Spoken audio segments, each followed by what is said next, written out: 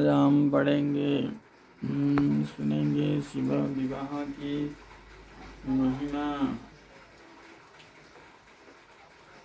आज हम पढ़ेंगे शिव के विवाह का उपसंहार, उनके द्वारा दक्षिणा वितरण, वर वधू का कोहबर और बासभवन में जाना, वहाँ स्त्रियों का उनसे लोकाचार का पालन करना, रति की प्रार्थना से शिव द्वारा काम को जीवनदार एवं वर प्रदान, वर वधू का एक दूसरे को मिष्टान भोजन करना और शिव का जन्माशय में लौटना। ब्रह्मा जी कहते हैं, नारद, तदनंतर मेरी आज्ञा पाकर महेश्वर ने ब्राह्मणों द्वारा अग्नि की स्थापना करवाई और पार्वती को अपने आगे बिठाकर वहाँ ऋग्वेद, यजुर्वेद तथा सामवेद के मंत्रों द्वारा अग्नि में आहुतियाँ दी तथा उस समय काली के भाई मेनक ने लावा की अंजलि दी और काली तथा शिव दोनों ने आहुति देकर लोकाचार का आश्रय ले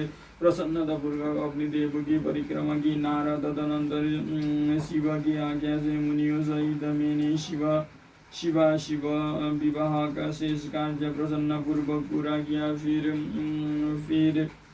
उन दोनों दंपति के मस्तक का अभिषेक हुआ। ब्राह्मणों ने उन्हें आदर पूर्वक ध्रुव का दर्शन कराया। तत्पश्चात हृदयालंबन का कार्य हुआ। फिर बड़े उत्साह के साथ स्वस्तिवाच किया गया। इसके पश्चात ब्राह्मणों की आज्ञा से शिव ने शिवा को सिर में सिंदूर दान किया। उसी समय गिरिराज नंदिनी उमा की शोभा अद्भुत और अवर्णनीय हो गई। फिर ब्राह्मणों के आदेश से वे शिवा दंपति एक आसन पर विराजमान हो भक्तों के चित्त को आनंद देने वाले उत्तम शोभा पाने लगे। मुने तदनंतर अद्भुत लीला करने वाले उन नवदंपति ने मेरी आज्ञा पाकर अपने स्थान पर शस्त्र प्राशन किया। अग्नि में घी की आहुति देकर स्तुभा में अवशिष्ट घृत को पोक्षनी पात्र में ढालने की विधि है। प्रत्येक आहुति में ऐसा किया जाता है। प्रोक्षनी पात्र में ढाले हुए घी की ही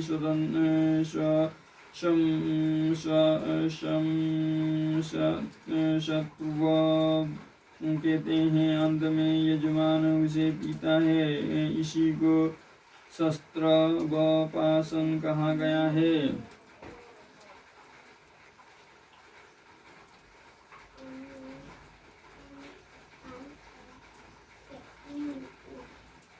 इस प्रकार बुद्धिपूर्वक उस वैवाहिक यज्ञ में पूर्ण हो जाने पर भगवान शिव ने मुझ लोक स्रष्टा ब्रह्मा को पूर्ण पत्र दान किया। मेरे शंभु ने आचार्य को गोदान किया। मंगलदायक जो बड़े बड़े दान बताए गए हैं वे भी सहज संपन्न हुए। तत्पश्चात उन्होंने बहुत से ब्राह्मणों को पृथक पृथक सुवर्ण मुद्राएं दी, करोड़ों रत्न दान किए और अनेक प्रकार के द्रव्य बांटे। उस समय सब देवता तथा दूसरे चराचर जीव मन में बड़े प्रसन्न हुए और जोर जोर से जय जय का ध्वनि होने लगी। सब और मांगलिक शब्द और गीत होने लगे। वाद्यों की मनोहर ध्वनि सबके आनंद को बढ़ाने लगी। इसी बात श्री विष्णु में देवता, ऋषि तथा अन्य सब लोग गिरिराज से आज्ञा ले बड़ी प्रसन्नता के साथ शीघ्र ही अपने अपने डेरे में चले आए। उस समय हिमालय नगरी की स्त्री आनंद मग्न हो शिव और पार्वती को लेकर कोहबर में गई। वहाँ उन सब ने आदर पूर्वक वर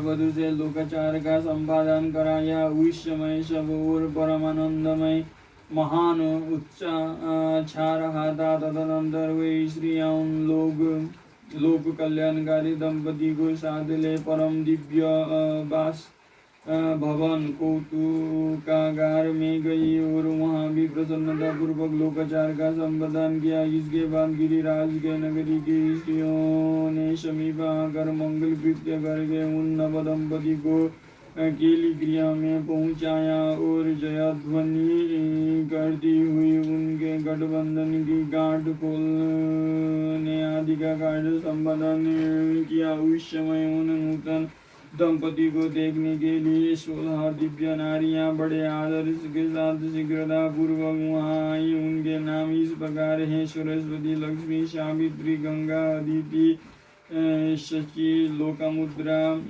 अरुंधति, अहल्या, तुलसी, स्वाहा, रोहिणी, पृथ्वी, शतरूपा, संज्ञा तथा रति।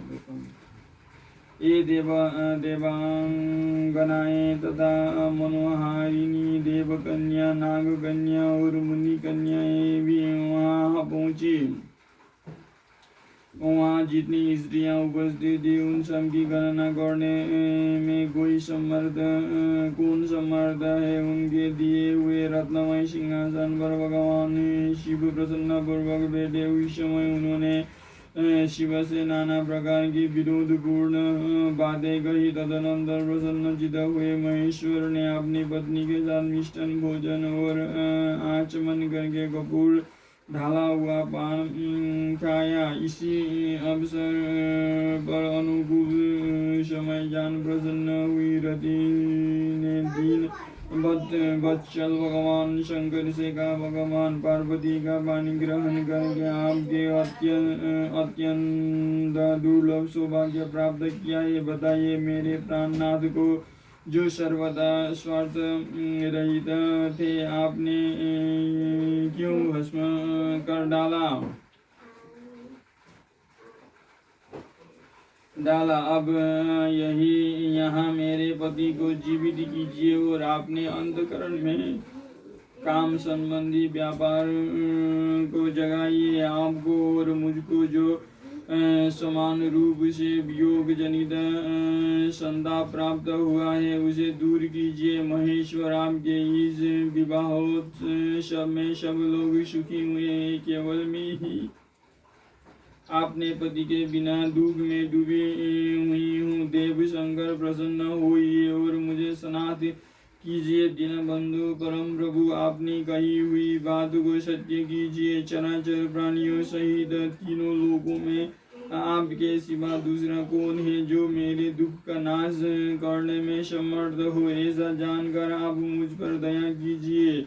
दिनों पर दया करने वाले नाथ, सबको आनंद प्रदान करने वाले, आपने इस विवाहोत्सव में मुझे भी उत्सव संपन्न बताइए। मेरे प्राणनाथ के जीवित होने पर ही अपनी प्रिया पार्वती के साथ आपका सुंदर विवाह परिपूर्ण होगा। इसमें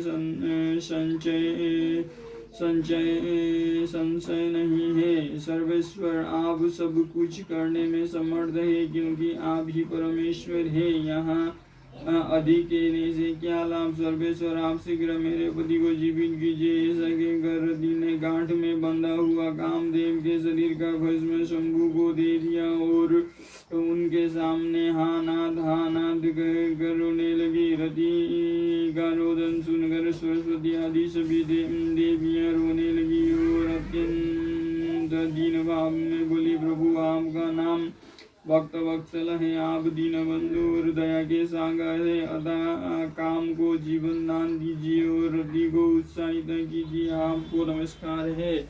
ब्रह्मा जी कहते हैं, नारद सबकी यह बात सुनकर महेश्वर प्रसन्न हो गए। उन करुणा सागर प्रभु ने तत्काल ही रति पर कृपा की। भगवान शूलपाणी की अमृतमय दृष्टि पड़ते ही पहले जैसे रूप, वेश और चिन्ह से युक्त अद्भुत मूर्तिधारी सुंदर कामदेव उस भस्म से प्रकट हो गया।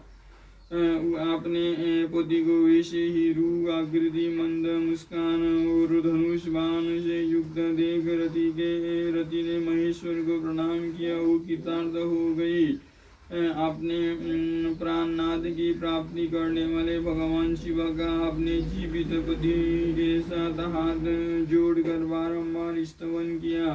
पत्नी सहित काम की हुई स्तुति को सुनकर दयाल हृदय भगवान शंकर अत्यंत प्रसन्न हुए और इस प्रकार बोले। शंकर ने कहा, मनोभव, पत्नी सहित तुमने जो स्तुति की है उससे मैं बहुत प्रसन्न हूँ। स्वयं प्रकट होने वाले काम तुम वर मांगो, मैं तुम्हें मनोवांछित वस्तु दूंगा। शंभु का यह वचन सुनकर कामदेव महान आनंद में निमग्न हो गया और हाथ जोड़ मस्तक झुकाकर गदगद वाणी में बोला, कामदेव देवादेव महादेव करुणा सागर प्रभु, यदि आप मुझ पर प्रसन्न है तो मेरे लिए आनंददायक होइए। प्रभु, पूर्व काल में मैंने जो अपराध किया था उसे क्षमा कीजिए।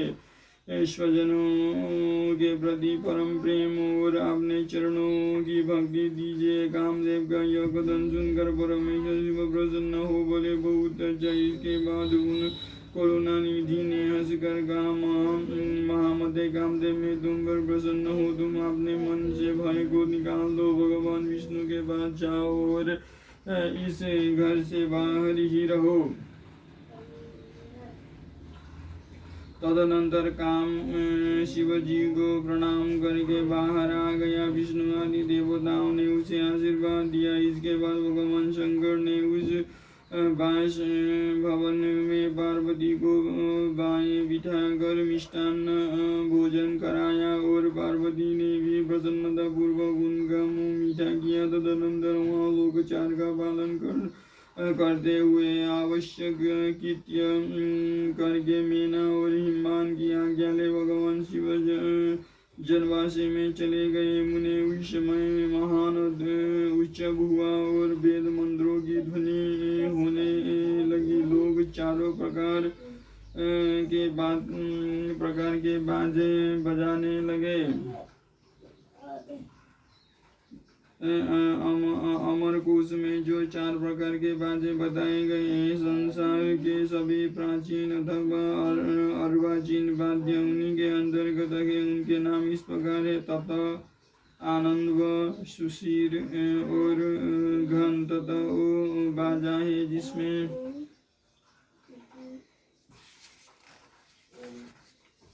जिसमें तारा का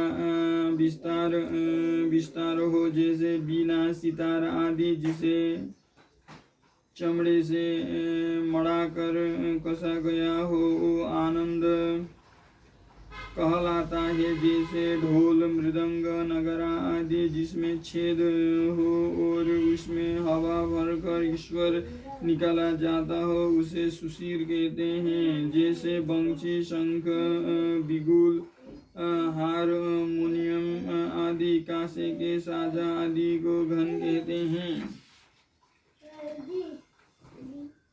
जनवासे में अपने स्थान पर पहुंचकर शिव ने लोकाचार वैश्य मुनियों को प्रणाम किया, श्री हरि को और मुझे भी मस्तक झुकाया। फिर देवता आदि ने उनकी वंदना की। उस समय वहाँ जय जयकार, नमस्कार तथा समस्त विघ्नों का विनाश करने वाली सुखदायिनी वेद ध्वनि भी होने लगी। इसके बाद मैंने भगवान विष्णु ने तथा इंद्र, ऋषि आदि सिद्ध आदि ने भी शंकर जी की स्तुति की। गिरिराज नायक महेश्वर की स्तुति करके हुए विष्णु आदि देवता प्रसन्नता पूर्वक उनकी यथोचित सेवा में लग गए। तत्पश्चात लीला पूर्वक शरीर धारण करने वाले महेश्वर शंभु ने उन सबको सम्मान दिया। फिर उन परमेश्वर की आज्ञा पाकर वे विष्णु आदि देवता अत्यंत प्रसन्न हो अपने अपने विश्राम